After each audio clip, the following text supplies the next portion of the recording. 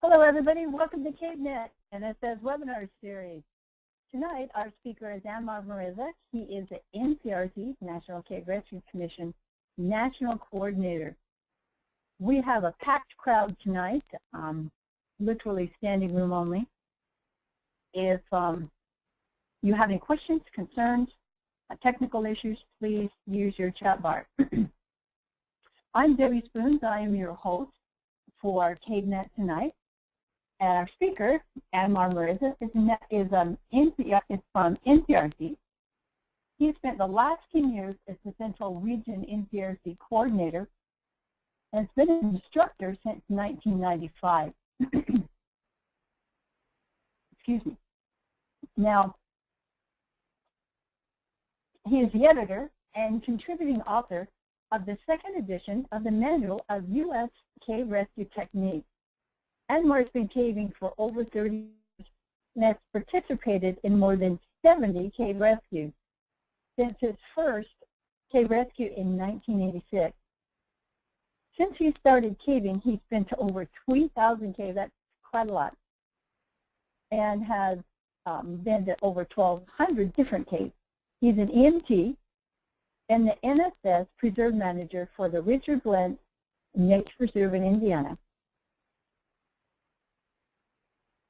which has several caves including Buckner and Queens Blair. Now, Anmar lives on a large piece of land in southern Indiana, where he has 5 caves and enough digging projects to keep him busy for forever. So Anmar is going to be taking over and giving a presentation tonight. We knew this was going to be a packed crowd. That's why we were telling people to arrive early. We have more than double the attendees that can come in. So we want, by this time, to turn this over to Anmar and let Anmar go ahead and take it over. Anmar, are you there? Yes, I am. Okay, great. We're going to hand this over to you. Remember, everybody, your questions, please go ahead and type it. Anmar, the questions at the, all up to you, Anmar. All right, thank you, Debbie. Again, welcome to this seminar. This is an adaptation of what we teach at our orientations to cave rescue. These are weekend seminars. I added a little bit of stuff to it and pulled some of the stuff that we teach at our level 2 week-long seminars. So this is titled Crack and Crevice, but realistically it's what to do if you get stuck when you're in a cave. Now, when I say you're stuck in a cave, there's a number of different things that I'm talking about.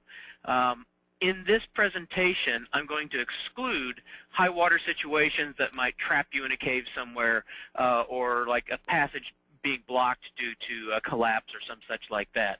I'm actually talking in this seminar about what to do if you or somebody that you're caving with is stuck, physically stuck in a particular section, for a number of different reasons, either because a rock or something has fallen on them, the passage was too tight for them to go through in the first place, they may have gotten clothing or their pack caught when they've gone through, or they may be what we call positional entrapment. And the latter is, it happens when you go into something and then gravity takes over and you become entrapped because you are now stuck due to the force of gravity, not allowing you to yourself unstuck. So a few objectives that we want to do today. We want to understand some of the medical considerations. We're going to learn some of the extrication techniques. I'm going to briefly touch on the artificial anchors. Now, we can teach an entire week at our week-long NCRC just on anchoring systems alone, so I don't hope to cover that too much in depth, but I'd like to at least have people familiar with the terminology that we use. And then at last, I'd like to have you all know what is possible regarding cave modification. Again, I'm also the chair of the digging section for the NSS and really enjoy opening new caves, and I can talk endlessly about modifying caves, but that's not the goal of this particular presentation, just so that you know what is possible. So we have a number of problems when we are dealing with an entrapped caver. Probably one of the biggest ones, and it's probably going to be common in virtually all situations is hypothermia. Now, hypothermia is, from a standpoint of an entrapped person, it's not the immediate problem, but it is something that will develop over time. Now, entrapment itself is an immediate and serious problem. If you cannot get somebody who is entrapped unstuck within a fairly short period of time, you need to start sending out help while you're still working to try to get them free. We get hypothermia because we get close contact with the cave walls, and it sucks the heat out of the body very, very fast. Not only is it close contact, but oftentimes you're actually compressed against the walls, so any clothing or insulation you might have on is even less effective than it would be normally. Combined with that, exhaustion due to the exertion of trying to fight the cave can happen quickly. So in 10 or 15 minutes, you might burn all of the energy that you have, and you no longer are burning the food that you've got stored in your system in order to produce heat. So when you're no longer producing heat, the hypothermia happens even more quickly. So one of the things that we like to tell people when treating hypothermia is to, and you can go back in the webinar library and look at our presentation on hypothermia, is to keep them fed and hydrated and apply external heat. We have sort of a mnemonic that we use to remember that. That's heat them, and beat them.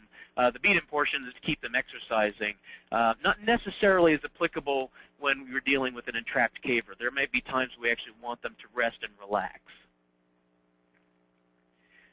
Some other problems that we may have with an entrapped caver. When your joints are in one position for too long, they can become injured. So if you are trapped for many, many hours and you cannot flex your limbs and move those joints around, the joints themselves can suffer damage. If you are compressing a nerve, you can get nerve damage from, again, from that too long of a compression. Nerve damage can be fairly minor from the standpoint of it can clear up in a few hours, or it can be permanent. Nerves are very, very slow to heal, and once you have permanently damaged a nerve, it may never regenerate, or you may have suffer substantial loss of function in that limb. Another danger that we have is blood clots. Blood clots can form in the long blood vessels. You may have heard about this from like people going on long airline flights who are just sitting in one position for too long without being able to get up and move around. Well, when those blood clots form, if they break off, they travel within the body, and they can get trapped in the lungs, they can get trapped in the heart, or they can get trapped in the brain. It can be anywhere from a mild medical emergency to fatal. So these are some of the problems that we can have by being entrapped for too long. So the first thing we want to ask ourselves is, what kind of entrapment is this? Are they stuck due to the position they're in? Did they try to go through a V-shaped passage and they slipped down and they're now stuck kind of in the bottom of that V? They've got nothing to climb up and out of with. Are they stuck because they went through something that was a little bit too tight for them, and they feel that they are entrapped? Has a limb been pinned by, or limb or limbs been pinned by shifting rock? Consideration for those of us who do a lot of digging in caves or going and exploring brand new caves. If most of your caving is in caves that are fairly well traveled, this is a fairly low possibility.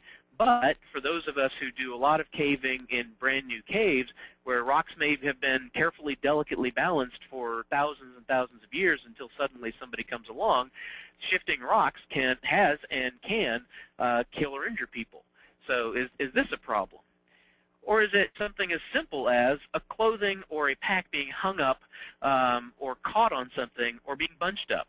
I've actually done a number of minor rescues while on cave trips by somebody going through something a little bit too tight. Their clothing got bunched up, and we were able to free them just by reaching through and kind of straightening out their clothing, and then they spawn through. So I'm not saying it's always going to be that easy, but that is also one of the possibilities. We need to think about how we can access these people. Now, I'm going to apologize in advance. It's we don't have many good pictures of how to do these things because well, you're talking about a crack and crevice problem. It's by definition is a very small space, so it's hard to get those kind of really good pictures. I also took some of the pictures out for this webinar because I know that it goes slowly throughout the net for people to refresh it, so I didn't want to have too much of a delay there. And just as a side note, I've often joked with our other instructors, what we need is a glass-walled cave where you can take pictures from the outside of these things. So how are we going to access these people? Very, very small cavers are incredibly useful here. For those of us who do a lot of pushing of new caves or digging, we like those small cavers to begin with because, you know, we can send them ahead and see if it's worth continuing on. Of course, that's always the danger, is that the smallest caver in the party goes in and they get into trouble. Well, there's nobody there who can then fit to get them. So that is one of those considerations that we think about when we're doing that type of exploration. But if you have those teeny tiny cavers on your team, the people who can fit through 5.5 or 6 inches in the squeeze box at convention, they can be very useful to get around and be able to help manipulate a person or rig things to that person. Is there another way to get to the other side of the person? The most famous of that would be the story of Floyd Collins. They spent a long time trying to find another way around and dig another way around to the other side of Floyd, and if they'd been able to do it, they would have been able to remove the rock that was pinning him that ultimately killed him. So can we get around to the other side of the person? Can we dig more space? Are they trapped in sediment? I mean, when they were crawling through, was it a dirt floor? And can we just start digging around? Or are they in rock? Are they chest to back in rock? And it's going to be very difficult, if not impossible, to get more space. But can we do that? I've been trapped a couple of times simply by the small stream gravel that I was on when I was trying to fit through small places, kind of getting bunched up, and had to have my co-cavers to stick a pry bar underneath to where those rocks were and dig them out. And that just allowed me to get out. The first thing we want to do is calm down. The natural inclination when you are stuck is to try and fight it. The best person to free a stuck person is that person themselves, maybe with some assistance from some of the people who are on their cave trip. If you can take a few deep breaths, try to relax your muscles, oftentimes that will help right there.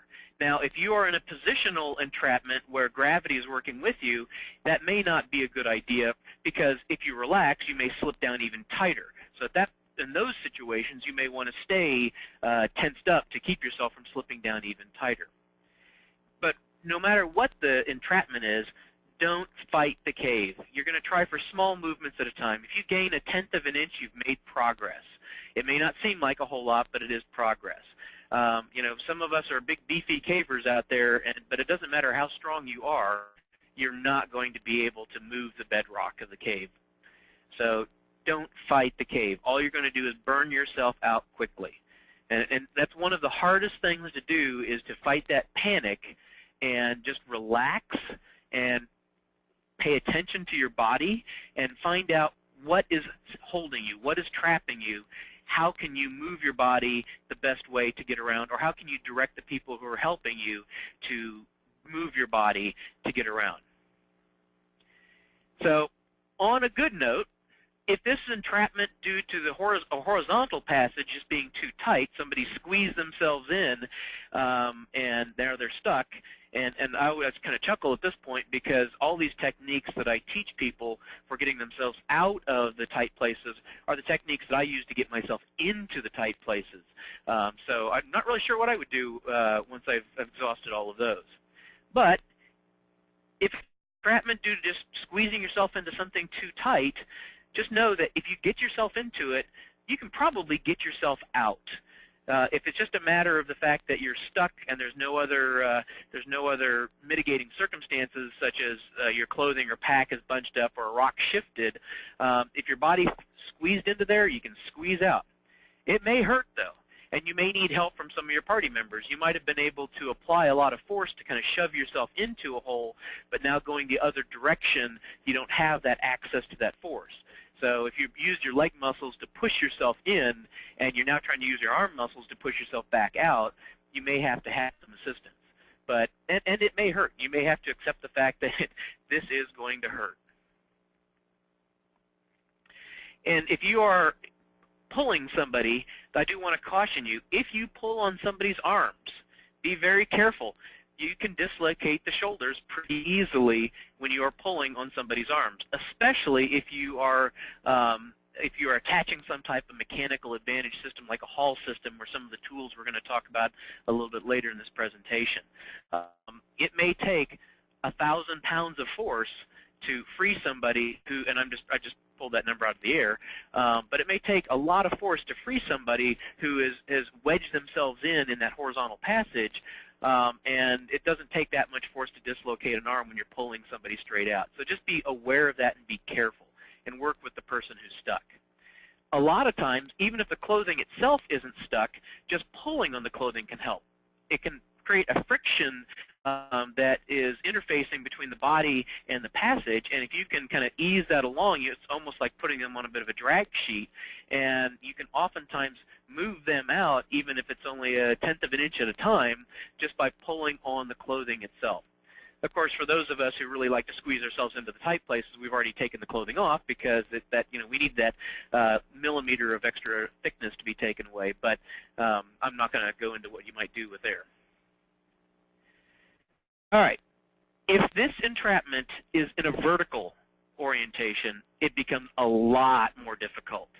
So in addition to what I just talked about, some things to think about. Whenever you can, push rather than pull on a person. Just like I talked about the shoulders being able to be dislocated relatively easily, well, think about your legs. If you bend your legs just a little bit and straighten them out, you have enormous of leverage and ability to push lots and lots of weight.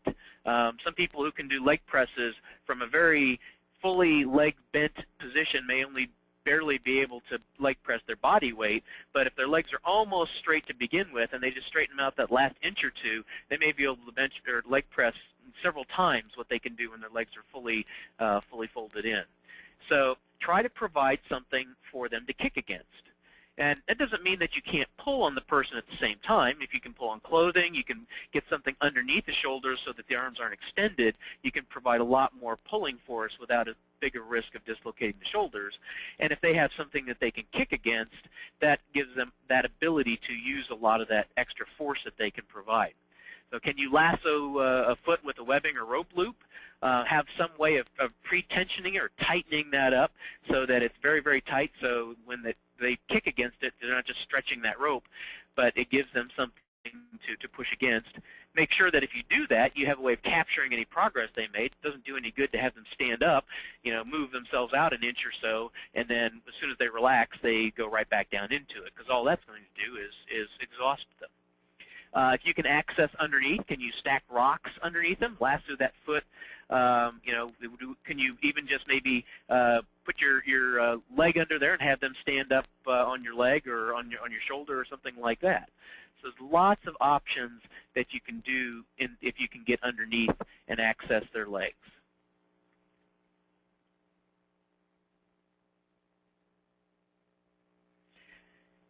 Now the next thing we're going to talk about is head down. This is the most critical entrapment scenario that we can develop. In addition to everything else I already talked to, we now have the problem of too much blood pressure in the head. And this can be fatal. It can be fatal relatively quickly. Some people are able to survive for fairly long periods of time. I do remember we had an incident out at Utah where a guy was in kind of a head-down position, and he survived for quite some time before he finally died of being in that position. But some problems that we can have is you can get eye damage. So the blood pressure in the head can easily double what your normal blood pressure is, and that the eyes are very sensitive to that. People who have diabetes have or high blood pressure can have those kinds of issues as well, and this is very similar. The risk of stroke increases. And stroke is a weakening of the blood vessels in the brain to the point where they are leaking blood, or the blood is being occluded to the brain, means blocked off to the brain, and those risks increase. So if somebody already has a weakened artery in the brain and they're now in that head-down position, something that they may have lived with for many years now can suddenly burst and cause them, either significant brain injury or even death. So these are some things that we want to think about. And then there are cardiac issues, problems with their heart that are made worse. So somebody even who has a healthy heart, if they're trapped too long in that head-down position, may have problems with their heart. Entrapment due to collapse is a whole different beast.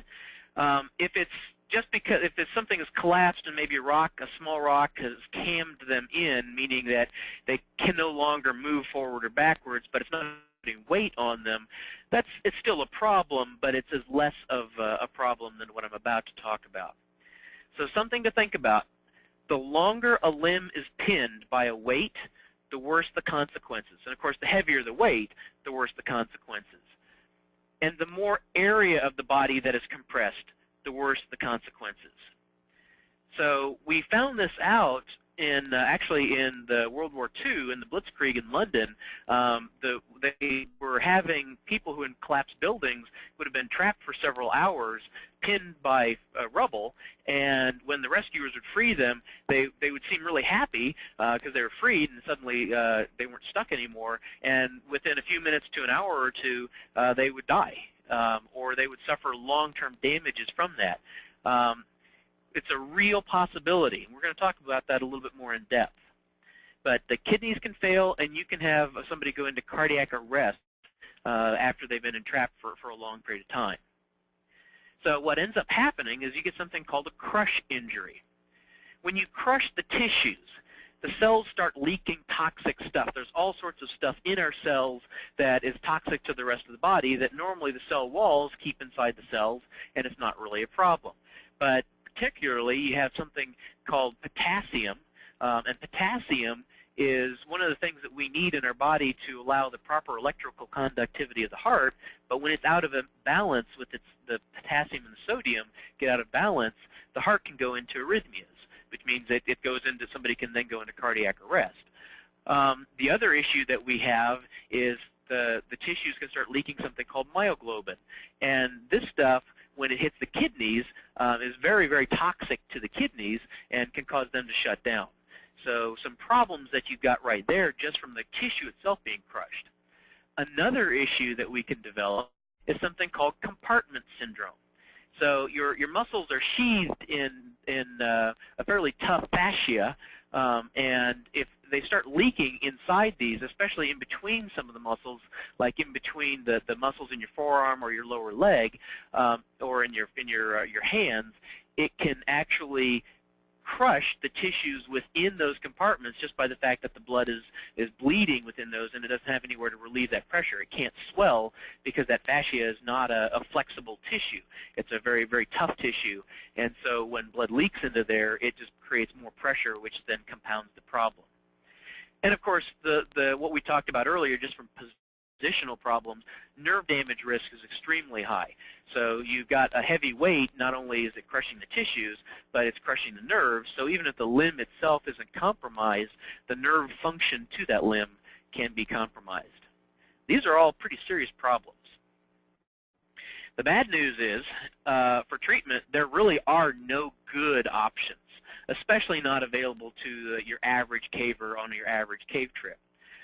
If it's a large area of the limb or limbs, and the thing that leads to mind is, a section of passage collapsing or a breakdown shifting on somebody's legs, or it has been more than a few minutes to an hour, you're pretty much going to need advanced medical care on this person. If it's been an hour or two and you suddenly remove those rocks, you put them at risk for that sudden death for all those reasons we just talked about. This patient will need to be what we call IV fluid loaded, and they load them with a buffering solution, put as much fluid into their body as they can through these IVs to help mitigate the problems that these toxic components that are being leaked out. And they can be given something called a bicarb solution, and there are other medications that can be given. Obviously, this is beyond the skill of the average caver. We may have a couple of MDs in the audience here who are nodding their heads and probably pointing out the errors that I've made. But these are the kinds of things that you're really going to need a paramedic or a physician or a paramedic working with a physician to do before you release that person. So there may be times where it's actually better treatment to leave them pinned rather than try to free them. Now, if it's been a few minutes, the ceiling just collapsed on the person and you can get in there and get them unstuck, by all means do it as quickly as you can. But if you can't free them and it's been several hours, you may want to take these things under consideration. Now, the next bit I'm going to talk about is a little controversial, so I'm going to preface this by, this is not my opinion. I'm doing this with the source. But if advanced care is not available and for whatever reason the patient needs to be removed quickly, for some life-threatening reason in a cave, the water is rising, the air is becoming toxic, any number of reasons that they might die relatively quickly for another reason, the American College of Emergency Physicians recommends the use of a tourniquet above the affected limb area. It's in between the affected part and the core of the body. So if it's the forearm that's trapped, you'd want to put it, say, at the elbow. But put that tourniquet on before the load is removed. Now, again, this is amongst those of us who are professional responders, this is a controversial issue. So I will, again, preface it by saying, if you are an EMT or a paramedic or nurse or MD, you should always follow your local protocols. That's your legal protection right there. If you are a responder in a cave rescue or in a cave rescue team, it's probably a good idea to pre-plan with your local care providers to allow for the protocols to be best suited for these kinds of injuries that you might encounter. Now I'm going to get on a little bit with moving a litter through the cave. This more touches on what we teach at our orientations to cave rescue, as well as during our week-long cave rescue trainings. But it is something to think about. Your average caver has a really good possibility of being on a litter team at some point in their caving career. Cave rescues, while they're not really common anymore from the standpoint of needing to call out a large number of people, do happen, and when we do have a major cave rescue, we might need 100 or 200 cavers over the course of the rescue moving a litter. So here's some things to consider. Oftentimes in small places you can only have 2 people moving the litter. If you can put a rope or a piece of webbing on each end of the litter, we call these tag lines, other people down the passage or who are above you can help move that litter while the people who are touching the litter are kind of steering it. Just like getting yourself unstuck, if you are in like those horizontal passages, don't try for the power moves. You're not going to really do a lot by applying a lot more force to it, but if you can move an inch at a time or a half an inch at a time, you've made progress. This creates, for people who are rescuing, this creates an interesting problem. You now have to have a person at the head of the litter and a person at the foot of the litter. And I do want to, for those of my listeners who aren't cave rescue folks, a litter is the basket that we put people in to remove somebody from the cave. But you have a person at each end of the litter who is looking at the litter and trying to steer it, and they have to verbally coordinate that with the person at the other end of the litter who's facing the opposite direction, and you can't see them. So this obviously creates some fairly interesting communication difficulties. This is where teams that have practiced together a lot really shine in being able to move those litters.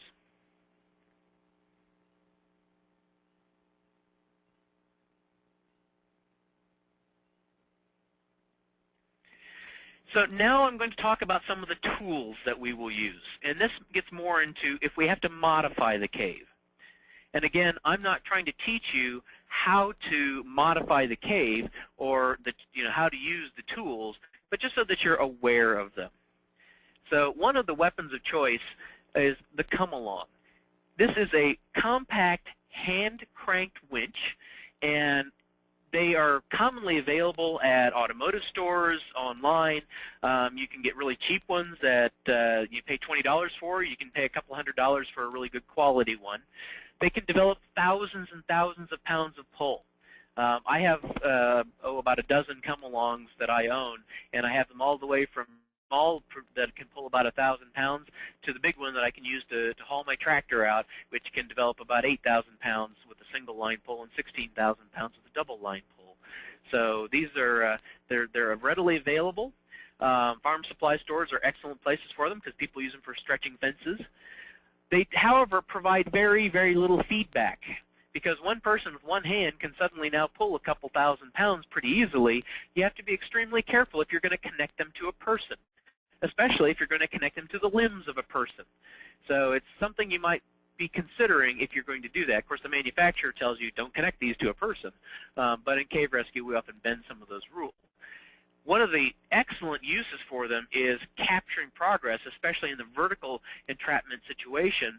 If you are moving a person, you can make very, very small pulling in the wire line with the come-along and capture the progress that they've made. So the come-along may be assisting them a little bit, but they're moving mostly under their own power. But as they've moved up that inch, you've captured that with that come-along because they have built-in ratchets that capture those progress, and that's just how they work. So very, very useful for that. They're also very useful if you need to move rocks in a cave. So, and the cave diggers will use them pretty extensively, but if you've got a rock pinning a person, you may be able to lasso it with a piece of web, but it's in such a small passage that you're not going to be able to get much force to move that, but you can attach that come-along to it and move it a lot more readily. This is what they look like. This is one of the smaller ones, and this is one of the good quality ones. This is another one.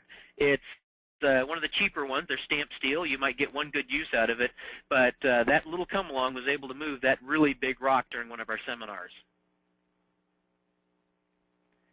Another tool, another weapon of choice that we like to think about for crack and crevice is something called the Portapower. Now, Portapower is a brand name. They do make generic versions of it. These are commonly available at auto supply places or auto body repair places. They're very similar to a hydraulic jack, except that you have a separate pump, a hydraulic pump, and a separate piston assembly. And they have a lot of different piston attachments. You can have just a straight, what we call a ram, that's just a spreading device, or you can have something similar to the jaws of life that attach to them. They can either push apart, or they can pull together, lots and lots of different options. One of my favorite attachments that I have yet to buy but have been coveting for a long time is they make a little ram that is only about 1.5 inches high, and it only lifts about 1/2 inch, but it can lift 50 tons on that 1/2 inch just by what you can pump by your hands. So they run a couple $100, and I haven't convinced anyone to buy one for me yet. But you know, they are very, very useful because since they're attached by a hose to that pump, you can connect hydraulic hose together and maybe use a stick or a some type of probe to push the ram into a place where you can get it underneath the rock and be able to move that in a very tight place where you can't even get a person into there. This is another one of those things that while you can buy cheap ones, buying good quality is well worth the money, especially when you consider that you may be using it in a life or death kind of situation. This is what one of the generic ones looks like. This particular one comes with about a 5-foot hose, but again, you can connect more hydraulic hose to it. You see a couple of different attachments. You've got the ram that it's connected to, and then you've got spreader jaws that are right next to the ram there. And all you do is you hook it up, put it to where you need it, and you pump it along. The next thing I'm going to talk about is something we call cribbing. Now, our firefighters and EMS folks out there will be very familiar with cribbing. Typically, what you see it is that they're pieces of wood, like 2x4s or 4x4s, stacked kind of Lincoln log style, so that they capture progress or stabilize an unstable section. Firefighters often use them when cars have overturned and they're trying to take apart the car to get to a person to keep the car from rolling any further. But when we're lifting a rock or some other thing that's entrapping a person, we need to be able to, if we have to reset the come along or the Portapower, we need to make sure that that rock doesn't go anywhere when we release the mechanical advantage to it. So you can stack these pieces of wood, or you can even use rocks for that matter. But basically, cribbing is anything that allows you to support the load while you're resetting your system, or stabilize an unstable section. Real quick, I'm going to talk about some of the artificial anchors that we might use. If you go to our week-long NCRC seminar, especially in the level 2, our second level, you will see something that we call stemples. All a stemple is a piece of wood rigged in a camming fashion, and it can be a piece of wood, it can be a piece of pipe. They make commercial models. During a cave rescue, I've had somebody with a chainsaw cut one from a tree branch, but they are incredibly useful in cave rescue. You have bolts, and bolts are also very useful because they can pretty much put an anchor anywhere you have competent rock. We'll have other things like the climbing probe, pitons, chocks, friends, and if you're not a rock climber, a friend is a little mechanical camming device that you stick into a crack. Of course, in cave rescue, your anchor may just be 6 or 7 of your friends, your real friends, your human friends, with all hanging onto the rope, and that's your anchor. So the stemple, again, as I said, a piece of pipe, it's rigged in that camming fashion. The nice thing about them is that they're extremely fast to rig. You put them in the passage where you need them, hold them in place, and apply your load to them. They don't require any drilling. They don't require any special considerations, but they are very, very fast. You do have to be very careful with how they're loaded and how the anchor is, or how the webbing or rope is rigged to them, because they do have some caveats. So if I've piqued your interest in them, I recommend you come to NCRC week long, and we'll teach you all about these things. We have different kinds of bolts. We have some of the self-driving bolts. These are kind of falling out of favor anymore, but some cavers still use them. They can only be loaded in shear, meaning perpendicular to the axis of which they're driven in. They do require some skill to be set, and they take a lot of time. They can take a half an hour to an hour to set. We have different types of sleeve anchors. These are commonly used in like household anchor sets. There's lots of different sizes. They can be loaded for shear or straight pull, straight out of the wall, in parallel with the direction that they're put in. You've got many different sizes, from very, very small to I've seen sleeve anchors that were 8, 10 inches long that you can buy at a hardware store. They do, however, require a hole to be drilled. With the advent of some of the modern drilling capabilities available to the caver relatively inexpensively, this has become a lot less of an issue than it used to be. There's a commercial drill on the market made by Rockwell called the H3, which you can often find for as little as $85. It comes with 2 batteries and can drill several bolts in that with just a small charge of the batteries. And they're small enough to fit in an average cave pack, and it's cheap enough that it's almost disposable. Now, the wedge anchors are what we typically use in the wedge bolts are what we typically use in caving. Some are single wedges, some are double wedges. If they're properly placed, they're extremely strong. If properly placed in competent rock, their pull-out strength exceeds their shear strength and give you a very, very strong anchor. So in competent rock, a 3.5 inch, 3/8 inch diameter wedge anchor can be useful to 4,000 to 5,000 pounds of pull-out or shear strength. These are the common ones that you're going to find in caving. So a lot of your cavers who do a lot of rigging will have these readily available. Of course, the cavers who do rigging like that will also have the drills available. Other types of bolts you might see are epoxy set bolts. They're not really that useful for cave rescue because they do require some skill to be set.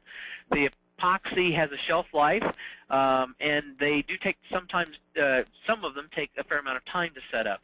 Some of them can take as little as 5 to 15 minutes, but they still do take some time to set up and cure properly. And of course, a hole needs to be drilled. All of these bolts are dependent upon the geology of the doesn't matter how well the bolt is set. If the rock it's in is crap, then it's pretty much going to be useless. We've had situations during cave rescues where bolts have failed and caused injury. So it's a skill that needs to be learned.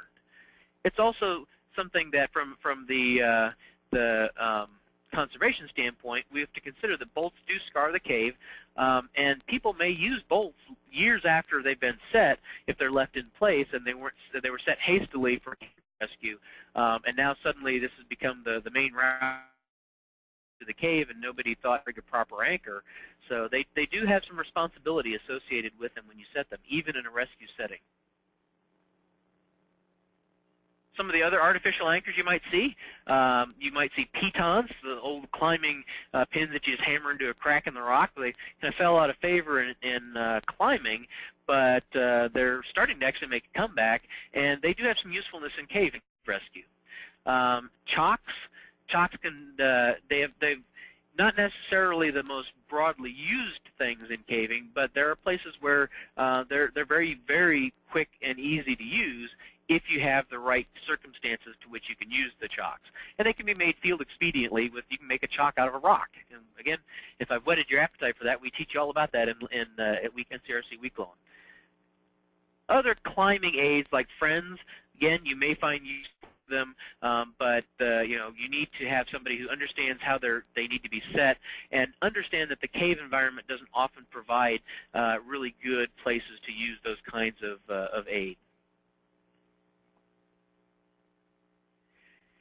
Now we're going to talk about cave modification. Again, in real brief, I don't necessarily expect to teach anybody how to modify a cave with this presentation, but I want you to know what is possible, because if you know what is possible, then you can seek out the people who are good at these things. So we have two different ways that we can modify the cave. We can dig sediment, or we can modify the rock itself. Again, don't overdo it. Any modification you make to the cave is permanent, so you always want to think conservation. You want to do the minimum amount necessary to accomplish the task. And digging is an art. Okay, I love digging in caves. I love opening new caves, finding new places in cave, and I've spent much of my life learning how to do this. Still learn more stuff about it all the time. There are cavers out there who are true artists at digging. Seek those people out, especially if you have an entrapment situation. So if we're going to dig sediment, some of the tools of choice are short-handled collapsible shovels like the military entrenching tools, garden trowels, and a little thing we call a wonder bar. A wonder bar is basically just a little flat piece of spring steel that is sold in a hardware store to pull nails. Honestly, if I could only go into a cave with one tool ever, it would be a wonder bar, because I've used it to beat on rock, I've used it to dig sediment, I've hammered it into cracks in the wall as a field expedient piton, I've hammered it into mud banks to rig a piece of webbing around it to climb up something. Just an incredibly useful tool. They're lightweight and fairly compact, and they cost about 10 or 15 bucks. And you need some way of moving the sediment, whether you have a bags, buckets, drag sheets. You need to be able to move that sediment rather than just trying to throw clumps of mud behind you. If we're going to modify the rock, the weapons of choice are the short-handled 2 to 4 pound sledges, chisels, cold chisels. I'm really partial to a 3/4 or 1 inch cold chisel, especially the ones that have the hand guards on them, because invariably you're going to hit your hand with that 2 to 4 pound sledge, and that really hurts. And in the last decade or so, a technique called microblasting or microshaving or muzzy mining has come into vogue in caving. As the access to commercial high explosives has become more severely restricted, especially after 9/11, cavers no longer have ready access to these things. Alternative techniques have developed, especially with the advent of really good, lightweight, battery-operated drills that allow you to drill holes in the rock to break the rock or to shave pieces of the rock off. A person who is an artist in microblasting can modify the rock even right up against a person if necessary. So again, it's not something I recommend that your average novice try, but just know that it is possible. Regular blasting with high explosives is also still available. the NCRC regional coordinators and of course myself as national coordinator maintain kind of a lists of people who are skilled at these techniques, who have the proper licensing and the contacts to use them. And there are still cavers who have this available to them. And even if it's not necessarily something that we want to use close to a patient, we may need to modify a cave entrance to get a litter through, or we may even need to drill a brand new entrance into a cave. These things have happened in the past, and we have these in the back of our mind for the future. So understanding how the rock breaks is the key to it. You can beat on a rock all day long with a hammer and do very little to just scar it, but somebody who knows what they're doing can look at the rock, listen to the rock, they're tapping on it, and with a few efficient taps can break a large amount of rock. So again, it is an art, and there are cavers out there who are artists. So I'm going to wrap up here. The very first thing we want to think when somebody is entrapped is we want to think about our hypothermia. We want to get as much insulation around them as we can if we've now gone from the, okay, we're going to try and get them out, they just got stuck just a few minutes ago and we're trying to get them out, to we now need to go get help. Pack as much insulation as we can around them. We want to keep them fed and hydrated, and if you've got heat packs or heat sources, you want to apply those because they're going to be losing heat very, very quickly. Even a cave that seems like it's really warm, like Lechuguilla, where the cave temperature is 68, 69 degrees Fahrenheit, that when you're in close contact with the walls and not moving, you're going to get cold. Think about how we're going to access the person. We try not to use the word victim when we're talking about people, so I apologize for that. But how we're going to access the person. Above all, remain calm. If you're the person entrapped, if you panic, you're only going to make it worse. If you're the person outside and the person is inside and is entrapped is panicking, try to talk them down. The calmer they are, the more easy it will be to get them out.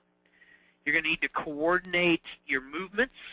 So you not only if you're handling a litter, but if you're moving a person, you need to coordinate with them. And be familiar with the common tools that we might use. I of course think everybody should have come along, but you know, useful tool to have for a number of reasons, not just caving or cave rescue. But be familiar with them, and just know that caves can be modified. If necessary, if we have the time, we can pretty much dismantle a hillside if we have to. Well, and thus endeth my presentation. Debbie? Okay, thanks, Anmar. Let's see. Let me get that. You want to pull up that last slide so that we don't have a blank screen? Sure.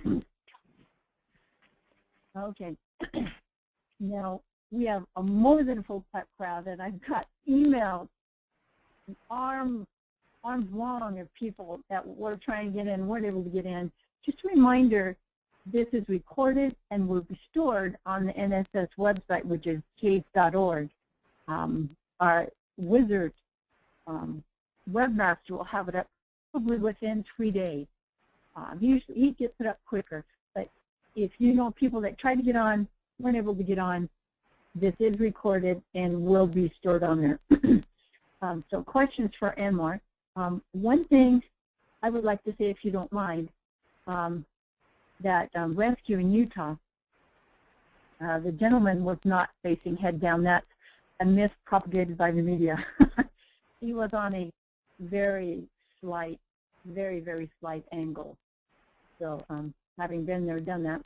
All right, everybody start typing your questions in, and let's get some questions for Anmar. We have huge amount of, in fact, we are blown out. We have a lot of people that are watching this and are watching it in groups so that they could make sure that everybody gets on there. Question, how do you use a porta jack and where do you find one? Or, is it a porta jack or did you call it a Portapower? A Portapower. McMaster Carr, Granger, any of the big places online carry them. Automotive repair supply places carry them.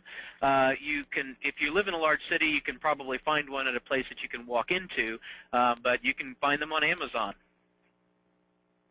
Okay, and question is, what kind of come along would you suggest, and is the kind at the automobile store okay?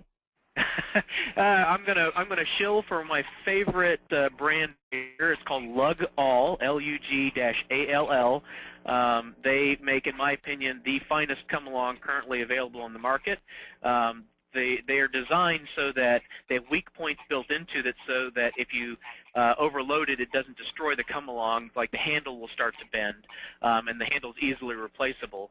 And they'll run anywhere from about $100 to $300. Again, you can get those at Amazon and places online. Generally, the farm and country stores, the automotive stores, they sell the cheaper ones, and there's a whole bunch of different brand names out there. I'm not even going to try and list them because I've seen dozens of them literally. The stamped steel ones, pretty much once they fail, they are unusable. I've overloaded them, and they are often wildly optimistic on their strength ratings. I've loaded them to half of what they should have been able to do and had them fail. So again, if that's all you've got, that you can use because it's quickly available during a rescue.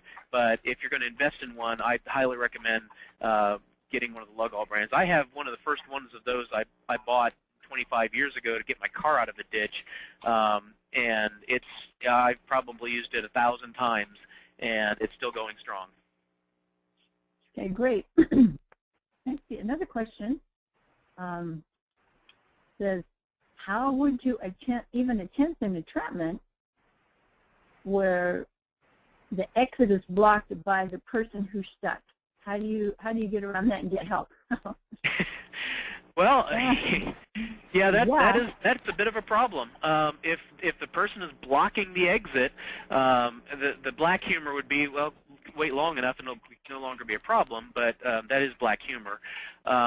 You now have even more motivation to get them unstuck, and hopefully you've done proper good caving safety, and you've told somebody where you're going, when you expect to return, and there are people who are your surface watch who are going to come and look for you when you don't come back in time. So if you can't get them unstuck, you've got that as a backup. Now, of course, if you're sneaking onto some cave somewhere and you haven't told anybody where you're going, you're in pretty big trouble, and you've got a lot more motivation, and you've got a lot more ability to say, all right, this is going to hurt a lot, and I don't care because we've got to get out of here. Microblasting, or we have to call it microshaving. This person wants to know where they can learn this and exactly what is it. Okay, that's an excellent question. Microblasting or microshaving is the use of small gunpowder charges in small holes that are drilled, and then what we call stems. The holes are then filled with something that allows it to build up pressure inside those holes, the rock. This can be used in conjunction with wedges that can also be put into these holes that can help force the rock apart. But it's a skill that you pretty much have to learn hands-on with somebody who is already skilled at it. It's not really something that you can sort of learn out of a book, although there are people who've taught themselves how to do it. There's a lot of trial and error with it if you are just trying to do it on your own. But pretty much any area that has caves probably has cavers who dig open caves, and those people know who the people who are skilled with these techniques are available in their area. NCRC currently does not teach a class specifically on it. It is something that we are considering some of our more advanced classes. But there are descriptions of it online, so you can get an idea of what it is. And again, it can be anywhere from taking a discrete rock, say, a rock the size of a chair, and drilling a hole into it and breaking it into much smaller rocks that can then be hauled out. Or if it's bedrock or a large rock that you just need to take a small bit of the edge off of, it can do that as well. So it does require a drill of some sort. There are hand drills available, but they're very, very tedious. And it does require a drill, and it does require some way of igniting these. And again, there's a lot of different methods. The good thing about this is it uses just gunpowder, which is commonly available at loading supply gun stores, reloading supplies places, relatively inexpensive, and it's a very, very useful technique. And one other advantage of it is because it uses very small quantities is that it does not have a lot of toxic fumes associated with it because you're only using, at the very most maybe about 1/4 of an ounce of powder, and that the powder residue from that is fairly non-toxic. What is cribbing?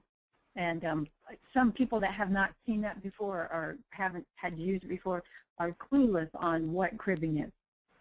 Excellent question. Again, it's a way of capturing progress or stabilizing. And if you were to take, let's say we take a dozen 2x4s and cut them into 2 or 3 feet of length, and that's just an arbitrary number. They can be as long or as short as you need, and you lay 2 of them down side by side, a foot or so apart, and then you lay 2 more of them down perpendicular to those on top of them, the similar distance apart. You can keep building a log cabin like that until it meets whatever thing you're trying to support. And again, it can be wood. You can stack rocks under there if you've got some flat rocks to shove up under there. It's just a way of supporting the load. Either you've just moved the load and you want us to reset your come along or your Portapower or whatever system you're using. It's something that will support that. Or it's a way that if you've got an unstable section of passage that you can stabilize and shore up that passage. Okay. How many cave rescues do you think there are that are reported in a year? Of the major cave rescues across the United States, and I consider a major cave rescue as one where somebody needed to be evacuated because of a medical problem, so they were put into a litter or they had trouble on rope. We typically have 3 to 4 major cave rescues across the United States in any given year. And those tend to be clustered in the Virginia, West Virginia area, the TAG region, the southern Indiana, Kentucky area, the 3 hot spots in the country. Now, of the relatively minor rescues, the lost and out of light, those are more frequent. They're probably, and we have no hard statistics on those because a lot of them go unreported, but at a rough guesstimate based on my experience with having done almost 100 rescues now, I would say that they're about 10 times more common. So I could easily see 30 or 40 of those a year across the United States. Wow. Okay. And see, that's surprisingly, that's the last question for the night. I think what happened is you covered things so well that you got everything answered. Anything else you'd like to say or like give a plug for NCRC in July? Yeah, I would love to plug NCRC, and particularly our week-long seminars. Now, even if you don't want to become a cave rescuer, anybody who gets any cave rescue training whatsoever pretty much automatically becomes a safer caver. You start understanding why you don't want to take risks. You understand how difficult it might be to get you out of particular places that you might get into trouble. So even if you don't ever want to go on a cave rescue, it's still well worth your time to take cave rescue training. The NCRC offers our 2-day orientations to cave rescues across the country. We're actually having one in Bloomington, Indiana here April 11th and 12th. We'll have one in Missouri the second weekend in May. And then you can go to the ncrc.info, ncrc.info site to get an idea of when and where some of our trainings are. But we also offer what we call a small party rescue class. This is designed kind of for people who are going on expedition-style caving. Teaches you a lot of self-rescue techniques and adds a vertical component to it because our orientations to cave rescue do not include the vertical component because of just the time constraints. But I believe we've got one coming up out west, and I think there's info on our website, or if not, there will be shortly. But we have 1 or 2 a year somewhere around the country. And then we have our week-long cave rescue training, our cave rescue boot camp. If somebody wants to go to one and they're a young starving caver or an older starving caver and really can't afford the money, there are scholarships available which will pay part of your registration fees. And I'm going to preface that by saying NCRC training is some of the most inexpensive professional rescue training you will ever receive. As an emergency medical technician, if I go to a week-long conference or week-long training, it may be 5 days from 9 o'clock till 5 o'clock in the afternoon, Monday through Friday, and we have our evenings free, but it may cost $2,000 or $3,000. My lodging is out of my own pocket. My meals are out of my own pocket. Well, at NCRC training, this year's seminar is $650, and it includes your meals and includes the place to camp.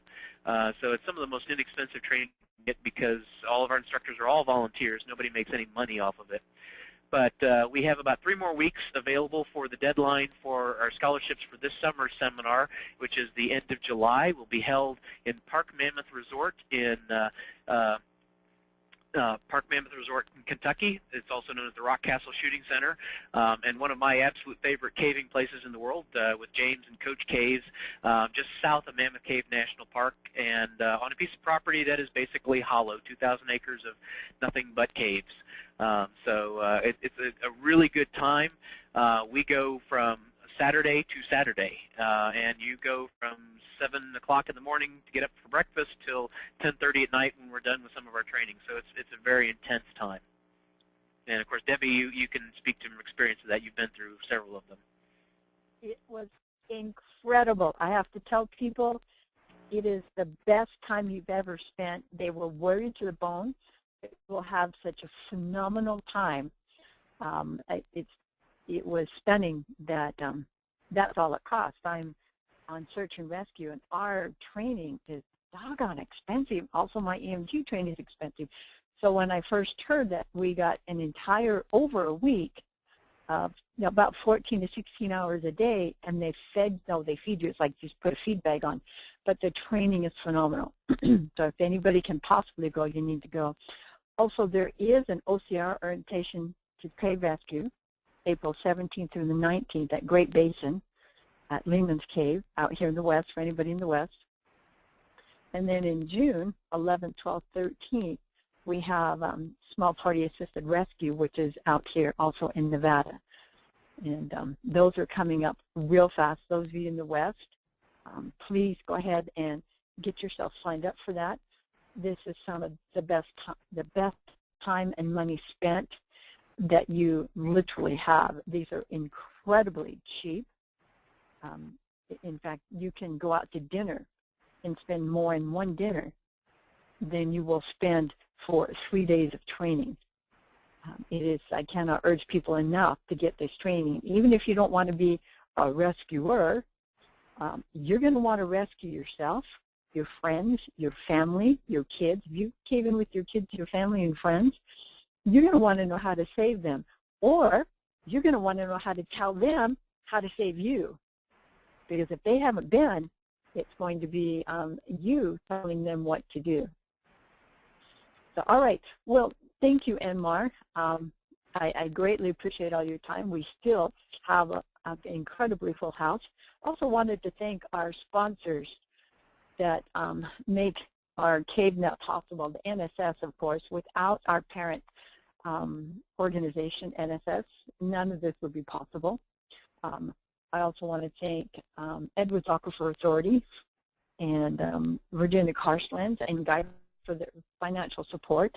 We would not be able to have CaveNet without any of these organizations that help and make this possible for us to share this information with our NSS members. If you have a topic that you think is interesting, go ahead and let us know. Send us an email. If you have a good presentation that you think would be great for our members, please go ahead and let us know. And again, Anmar, thank you so much. I appreciate your time. You're welcome. And this is Debbie Spoons, and everybody cave safely. Thank you.